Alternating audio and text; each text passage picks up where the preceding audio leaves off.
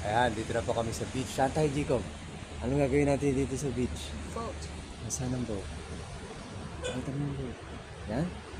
Ah, andito na kami sa beach, mga tropa. At sasamahan natin si Jacob para mag-sail na ang kanyang boat. Okay, buddy, are you excited? Excited? Okay, let's go. Dali mo na yan. Tara. Ayan, ready na si Jacob. Jacob, ano yung hawak mo? Sailboat. Ready ka na ba na mag-sail yung boat? Saan natin lalagay? Doon sa beach. Okay, sige.